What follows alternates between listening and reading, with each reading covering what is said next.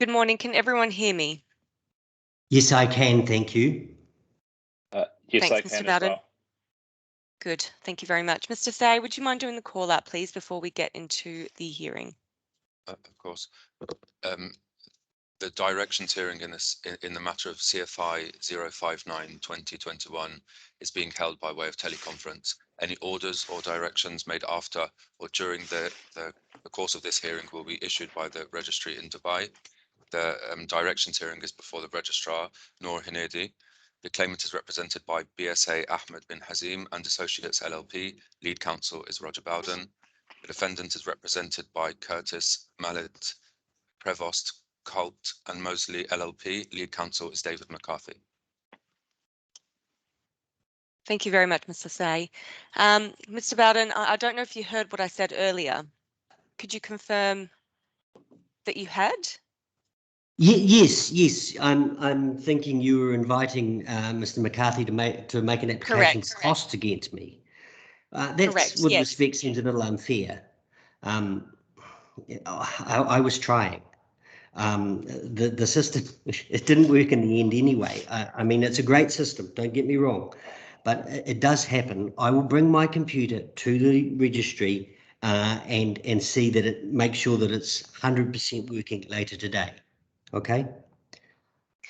Mr. Bowden, thank you, but the premise of what I was saying is when you're half an hour late for a hearing, the very least you can do is inform the registry that you're running late and that you are unable to connect. It was not until the registry had contacted you that we found out that you had issues with the connection.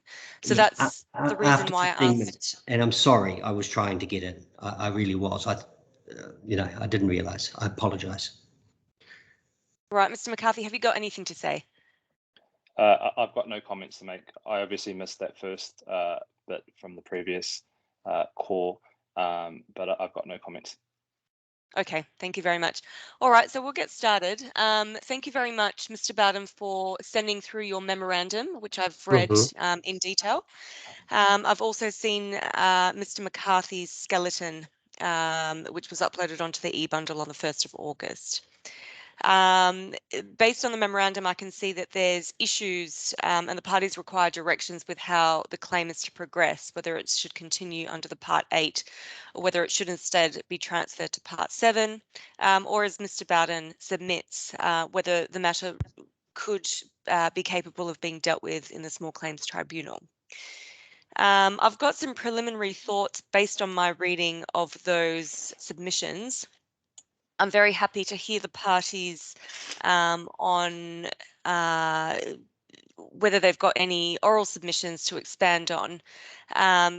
Otherwise, I'm very happy to share my thoughts with you on where I think matters currently stand, and perhaps the parties can assist me with further submissions, elaborating on these points that I'm about to make. So which way would you like to proceed? Would you like me to give you my thoughts on where we stand and then hear from you on whether you've got anything else to add to your written submissions, or would you like to make your oral submissions now and then I can hand down my decision in respect of the correct procedure for this claim? If I might start first, Madam Registrar, I'm happy to hear what you have to say. It's a pretty matter of relatively low value and pretty small compass, and it needs a hearing somewhere. Quite soon would be good. That's not much else to say. Thanks. Thanks, Mr. Bowden. Mr. McCarthy, are you happy for us to proceed on that basis? Yes, I'm happy to take the submissions as the written submissions for the time being as read. We have no further oral submissions to make, and obviously happy to hear your sort of preliminary thoughts. Thank you. Right, so based on my reading of the skeletons, it's obviously clear that the claimant is looking to exercise a contractual lien, and the defendant disputes the existence of the lien. And in my view, this constitutes a substantial dispute of fact, because the question is not about quantum, it's about the very existence of the relief that's being sought by the claimant. I can also see from paragraph 26 of the defendant's skeleton that the defendant not only disputes the existence of the lien, but also a number of other facts pleaded by the claimant in its skeleton. May I ask the parties to please put their camera, that their microphones on mute when I'm speaking, just so that there's no disruption to the hearing. Thank you, Mr. McCarthy. And given that the parties differ on a number of points, in my mind, this essentially gives rise to a substantial dispute of fact. Now, I do accept that when Mr. Bowden filed the case, he had filed it in the correct way, essentially seeking a declaration from the court that the lien should be exercised, and perhaps it was just an issue of quantum. But given the evidence and reply filed by the defendant, we now have a very different set of facts available to us. Now, even if the claimant was to go back and amend the claim form to change its prayer for relief, so that, for example, in the alternative, in the event that the court finds that the lien cannot be exercised or that no lien exists, that the claimant seeks X, Y, and Z amounts from the defendant, then the claimant is actually required to seek the court's permission to amend its claim form. And that permission is unlikely to be granted on the Part 8 procedure, because should any amendment be made, the court would seek a draft of the amendments to be made from the claimant, and that then would change the entire flavour of the claim being sought. So we're no longer looking at a declaration that's being sought from the court, but rather a monetary amount, and whether a lien even exists at all. I'm happy to hear from the parties on what constitutes a substantial dispute of fact. We've got a couple of cases which are set out in the DIFC court rules, in particular under the commentary section to rule, I believe it's 8.4, but that might not be correct. So just bear with me while I find the correct section.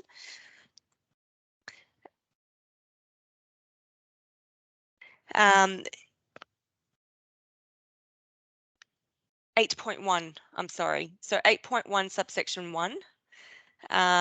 So a claimant may use a Part 8 procedure where he seeks the court's decision on a question which is unlikely to involve a substantial dispute of fact.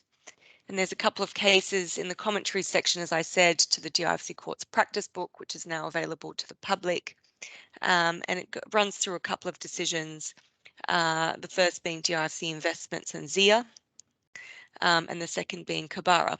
So I invite the parties to make submissions. Mr. Bowden, I know that you will have submissions to make, given that this is not how you thought things would proceed. Now, the other thing I wanted to quickly mention is, in the alternative, what I'm sure Mr. Bowden might argue is he could say that, okay, fine, if this does involve a substantial dispute of fact, then the claim is capable of being heard in the Small Claims Tribunal.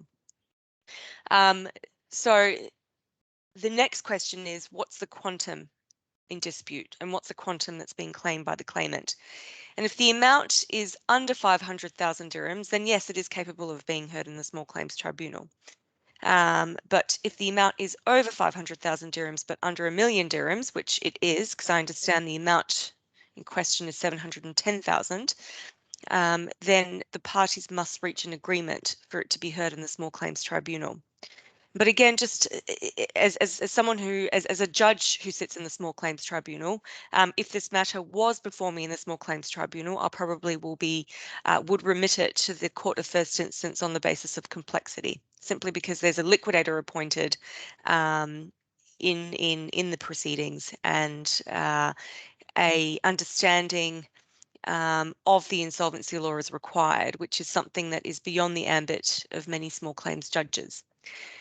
So, Mr. Bowden, perhaps you can start with your submissions, and then I can hear from Mr. McCarthy, and we'll go from there. Thank you. Well, thank you very much. Look, having invited you to give your draft ruling first, look, if this matter goes off to Part 7, look, honestly, we don't mind.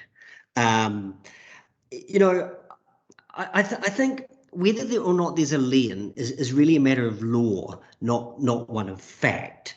And there is, you know, there is a little bit of, if you like, noise around this dispute, in that the landlord was a shareholder, or the landlord's ultimate beneficial owner was also a shareholder in the tenant. Okay, and there was some forbearance in this, and I can see that it said, well, you agreed that you weren't going to enforce this rental claim, and maybe that's so, maybe that's not, and even if it is so, maybe it didn't intend to extend indefinitely.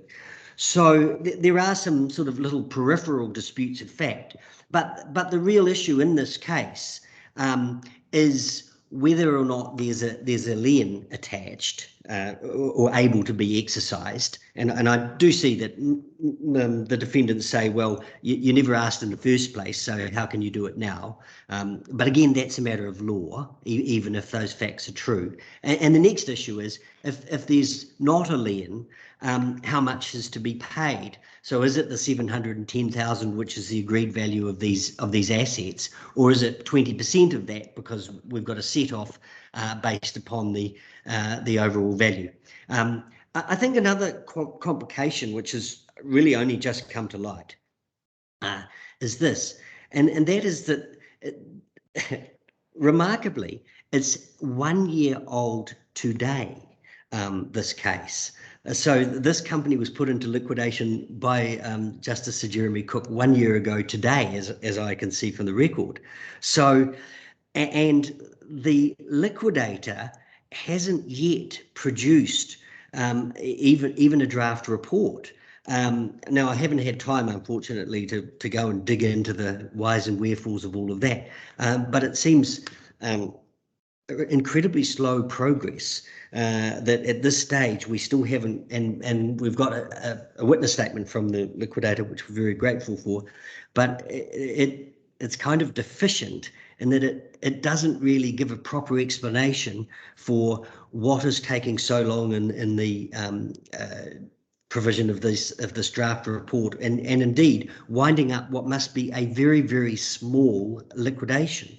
And then we have, and I know it's disputed, so I won't go into too much, but the evidence of the claimant, and that is that the liquidator told him, well, I'd been trying to resign because the former director of the company, he won't cooperate and won't allow me to change the bank accounts over, so I can't progress this liquidation. Now, the liquidator in his witness statement, he does sort of aver to that, but he doesn't say who's doing it and why and what the exact problem is. So, long story short, although there are some peripheral issues of fact, right, I don't believe in my submission that they're really important enough to say that the use of the accelerated procedure isn't appropriate, or that there aren't or that there is a substantial dispute of fact. I mean, these matters can easily be resolved before an experienced judge at hearing. You know, they're minor issues. So that's my submission. So just to summarise that, one, if it needs to go to Part 7, well, so be it. And the process that has been entered into is useful, but my base submission is that it should stay where it is, and that there are no substantial disputes of fact. There's a small issue of law, nothing else. Thank you. Thanks, Mr. Garden.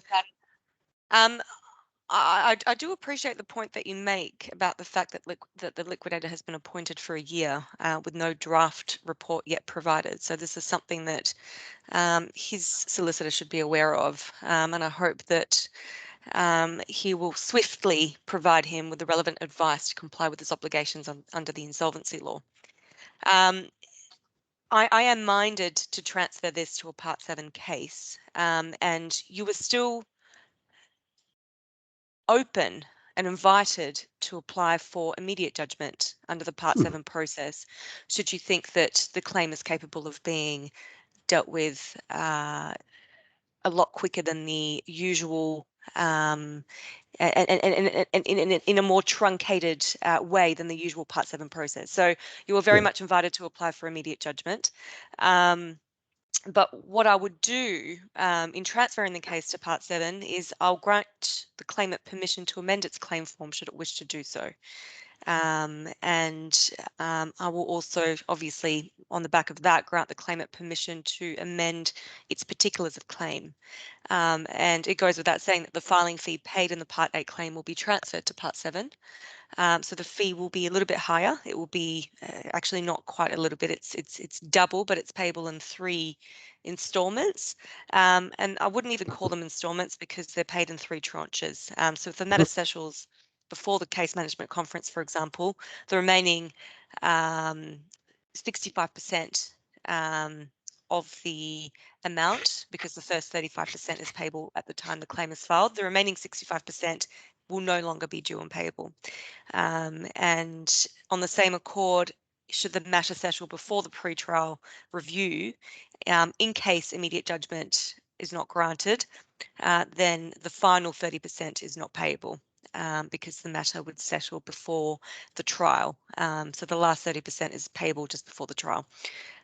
So that's something that I'm very happy to provide and very happy to grant. Mr. McCarthy, have you got objections or submissions to make before I formalise that order?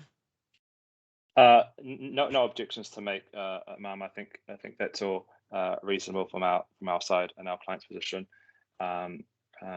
Obviously, there was a large amount of submissions that were made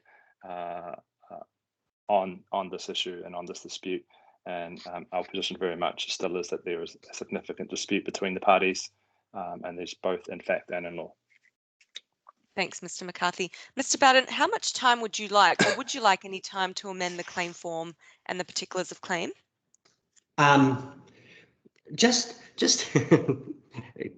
maybe I'm being a bit cheeky for asking, but what amendments did you have in mind?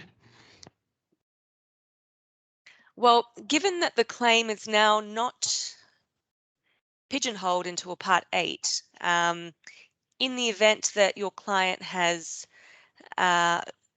further amounts to claim, for example, or in the event your client is looking to expand on its claim as to whether or not, you know, a lien exists, for example, then it may add to its claim form under the Part 7 process to mention other things. So obviously I can't give you my thoughts on I see what I see what you're saying, because I just came in basically straight on the lien.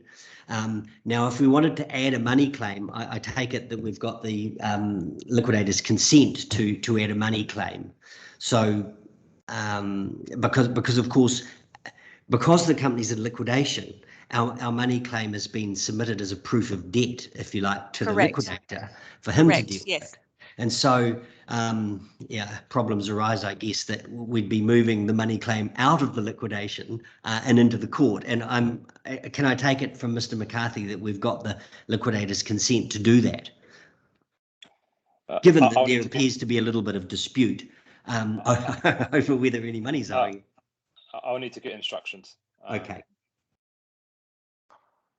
And Mr. Bowden, there's nothing, as I understand the case to be, and just from my experience in dealing with insolvency claims, I can't see anything that requires an express permission from the liquidator to file a money claim against the subject of the liquidation, unless I'm mistaken. Is there something in the insolvency law that requires that?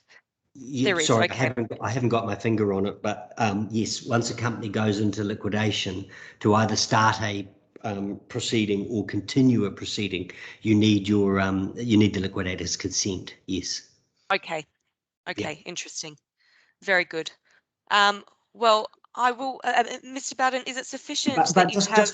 just on that point, Madam Registrar, from my Yes. slightly hazy recollection of it, if there's a substantial dispute about whether the money is owing, that can often be a reason in favour of the matter going to court, because the liquidator will say, well, it's not something I really want to resolve. I'll hand it over to a judge, if you like. Correct.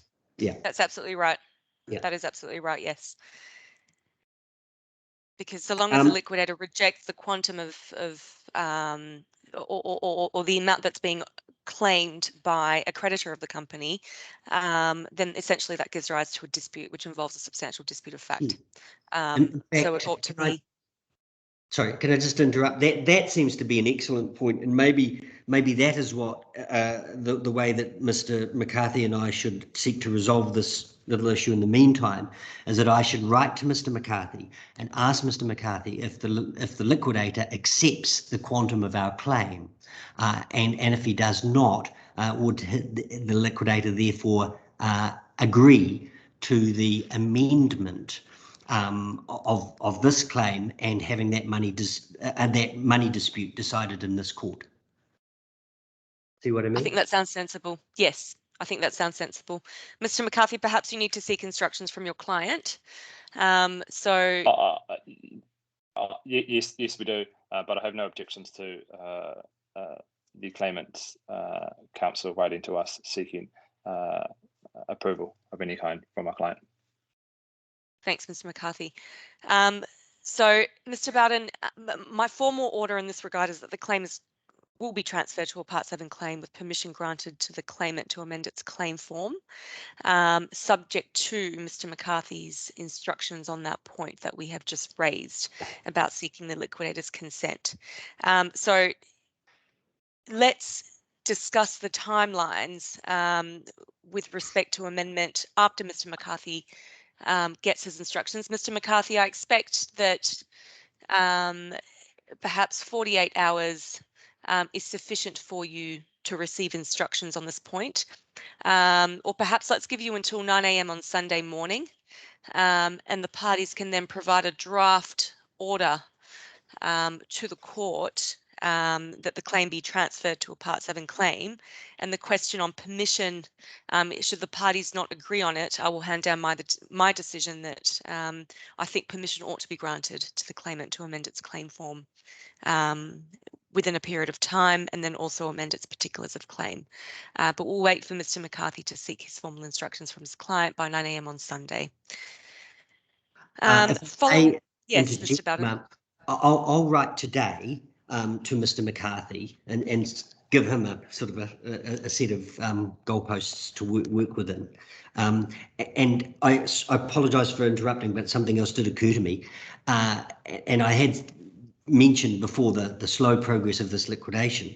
If we're off to Part 7, it occurs to me that it may be that this amendment might include a claim against the under a further application under the Insolvency Act, that the liquidator be directed to produce a report, something like that. I know that there are provisions in the report to remove liquidators. Maybe this liquidator wants to be removed. This matters. It's just got to. It needs to die one way or the other, and soon. So the faster we can get it there, the better. Sorry, I think that's a separate issue, Mr. Bowden. Okay. I think at the moment we're discussing in terms of what the draft over and the proposals and the timeframes about by which I have to seek instructions from my client. So I think that's a completely separate issue. I apologise. Thank you both. Mr. McCarthy, I agree it is a separate issue, but I'm going to agree also to an extent with Mr. Bowden in that when it comes to the court's attention, incidentally, that a liquidator or someone who is in a fiduciary position is not exercising their duties in line with their obligations under the law, it's the court's role as a supervisor in a way to alert the person who carries the fiduciary obligation to conduct their affairs in line with the law. So I'm not sure whether reports are due by the liquidator, but I expect they would be after 1 year. So it's just an incidental point to raise, something that your client ought to be very well aware of. I don't think it goes so far as to amend the claim form to expect a report to be provided, but it is a gentle reminder, if that makes sense. Thank you. Oh, yes, that makes sense. Thank you very much. Just in terms of the procedural timeline, obviously the move to the Part 7 gives rise to an entirely different procedural timetable, namely that the defendant is due to file a defence rather than evidence and reply to the claim. So I'd like the parties to confer on this point to discuss the exchange of the amended claim form, for example, and the amended particulars, given that that is the intention of my order. And then following on from that, whether a defence should be filed. Now, it should be said, and I'll put it on the record, that the evidence already filed in the Part 8 claim should already stand. So essentially what I would be seeing is an amended defence, and I'm prepared to take the evidence filed in the Part 8 claim as a essentially defence for all intents and purposes, but it must be in a different form. So the evidence already stands, it just should be elaborated on following the amended particulars. Also very importantly is that the claimant has a right of reply, so the claimant will have a right to reply to the amended defence which is filed. So again, this is something that the parties should confer on. Typically they would just take the usual timelines under the IDC, but should the parties decide to truncate the deadlines off their own initiative, then that would be a very welcomed agreement that the court would see. Following on from this, we've got to list the matter for a case management conference, so the parties must provide dates for a CMC, please. I don't think there's anything else to discuss on that on those points in terms of procedure. I think we're on to costs, but Mr. Bowden, Mr. McCarthy, is there any other submissions you wish to make? No, thank you. I just had one further submission. This is just a concern that's been raised by our client. If I'm able to just point you to the memorandum as filed by the claimant on the 2nd of August. At paragraph 12, there's a submission you will see there that's been made by the claimant that I'll just quote it, I'll read it out, that the claimant has taken possession of the assets, and as the premises were closed for more than a year, it has now released the premises to avoid further crippling delays. This is... Sorry, Mr. McCarthy, which page is this on? Page 4, is it? Page 4, paragraph 12. Paragraph 12. In or around September 2020? Is this your skeleton or the other side's memorandum? No, this is the claimant's memorandum. Claimant's memorandum. Okay, just bear with me, please, while I pull that up.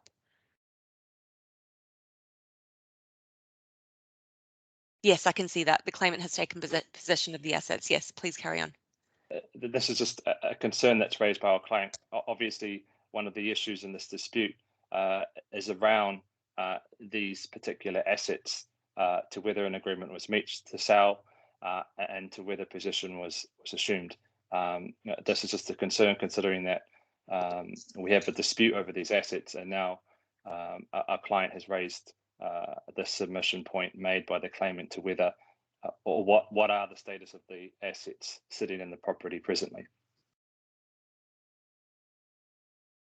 Right, so you would like some clarification from the claimant, yes, on where these assets are at. Mr. Bowden? Okay.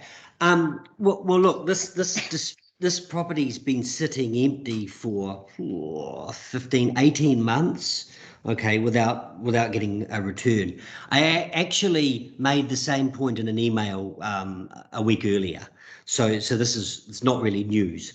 The next point is that we take the position, right, that these assets, there is an agreed valuation. I think everyone agrees that the 700 and something, valuation of the assets is correct, right? It's just how much Sol is required to pay.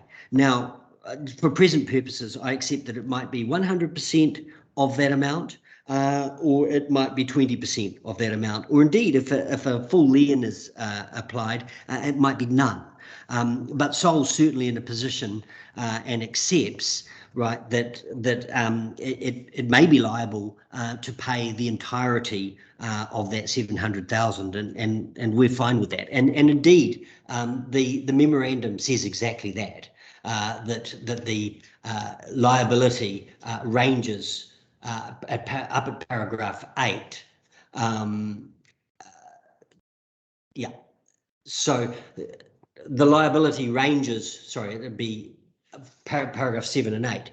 We accept that the liability is up to 710,000, and that the court may find, number one, that there's no lien, might find, number two, that there was no agreement to offset the 710,000 and only pay 20% of it, and it may well in those circumstances find that the entire 710,000 is payable to the liquidator. We appreciate that. From a commercial point of view, the landlord just can't have this property sitting there any longer. And you will see from the evidence filed, or it's certainly in the evidence filed, there was at one stage an attempt to pay the sum in dispute over to the liquidator, but it couldn't be done because the liquidator didn't have control of the bank account, and the liquidators agreed that was a problem. So there's been a really unfortunate stalemate which has gone on for a long time here. It had to be resolved, and it has been resolved. And all that we're arguing about now is basically the consequences, which we accept one way or the other. I think just on the perspective or the position of our client, obviously we're dealing with an insolvent company here. We represent the insolvent company, and we also represent the liquidator on behalf of the insolvent company. They've raised a concern to the status of these assets based on your submissions made. Reading into, in particular, paragraph 12, I think the question that our client wanted or clarification on is what's happened to the assets themselves, because going by that paragraph, it seems that they've been released. Obviously, there is a dispute over the assets themselves, and our client would not take it lightly that assets that they obviously possess currently for the benefit of the creditors to be converted into dividends at some point, that they've been used by your client or released in a way in which doesn't allow them to do until this dispute's been dissolved. Well, with respect, your client can't hold the landlord to ransom by saying, you can't move forward and you can't move backwards until you settle with me, when the landlord's tried to settle with your client. So, and anyway, let's assume that the concerns you raise are correct. Let's assume that they are. It's undoubtedly a question of damages, and there is an agreed valuation of these assets, so which both parties accept. That's common ground. They're worth 710,000. So either our client either the liquidator manages to organise his affairs in such a way as to receive the money and gets paid, or Mr. Bowden, I think the court resolves it. Yeah. Sorry to interject. I think Mr. McCarthy's question is, in what state are the assets in at the moment? Are they still there, and are they in good stead? Yeah. Look, I believe so. I'll get instructions on that. I have been over to the Burger and Lobster restaurant and some months ago and had a look in the door. I saw that they were all sitting there, and I appreciate the liquidator's point that every time a chair in a restaurant gets sat on or something like that, it goes down in value. I appreciate that point, but it's only a question of damages. Sorry to be right with you. Mr. McCarthy, does that resolve your question? And if it doesn't, then your client has certain remedies open to it Yes, to protect those I, assets and to find out what the yeah, standing and status is of those yes, particular assets. I think that's fine for now. Obviously, a client wanted to raise that point, given that pending this dispute, those assets are very much in the ownership of the liquidator and the liquidator company, and it's come of concern to them if actions are being taken to release those assets for the benefit of the claimant. Okay, thank you. Are there any outstanding matters in respect of anything else besides costs? No, thank you. Good. We have nothing on cost now. You've got nothing on costs. Mr. Bowden, have you got any submissions on costs? No, I think it's costs in the case, with respect, Madam Agreed. Registrar. Yeah, okay, I fine. agree. So costs should Fine. be in the case.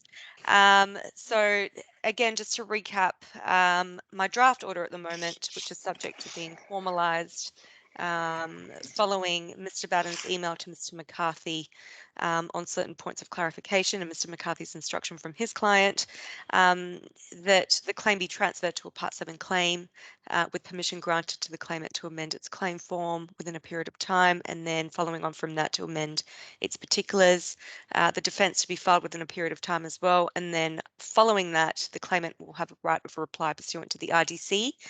Those deadlines under the IDC, under Section 7 of the IDC, rather Part 8 of the IDC, pardon me, Part 7 of the IDC, obviously we invite the parties to truncate the deadlines should they see fit.